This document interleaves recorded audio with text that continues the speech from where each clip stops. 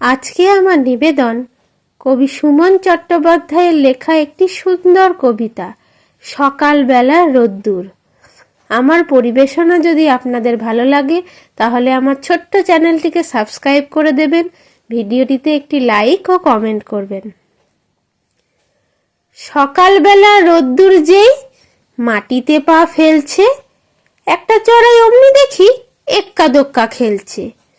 ছক কেটেছে গাছের ছায়া এবং রোদের দ্বন্দ্ব, সঙ্গে আছে ঘুম ভাঙা সব ঘাসের সোদা গন্ধ।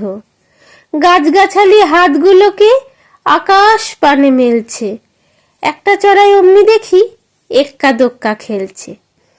যে মেয়েটার খেলা দেখে চড়াই পাখির শেখা, সে মেয়েটাই যাবে স্কুলে রিকশা চেপে একা।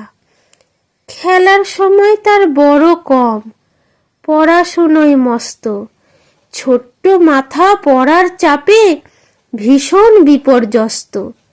স্কুলে পড়ার সঙ্গে আছে পাড়ার গানে স্কুল, নিয়ম করে শিখতে হবে রবীন্দ্র নজরুল।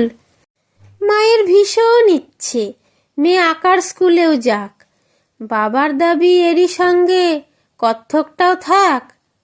মায়ের প্রশ্ন, সাঁতারটাই বা বাতিল হবে কেন? ছেলেবেলা থেকেই মেয়ে চৌকস হয় যেন। চৌকস তো হচ্ছে মেয়ে সকাল সন্ধে বেলা, হয় না এখন আপন মনে এক্কা দোক্কা খেলা। ছিল যখন সিলেবাসের বাইরে মেয়ের খেলা, একটা চড়াই দেখতো চেয়ে সকাল বিকেল বেলা। এখন সময় সকাল বিকেল দীর্ঘশ্বাস ফেলে, মেয়ের খেলা বন্ধ বলে চড়াই পাখি খেলে।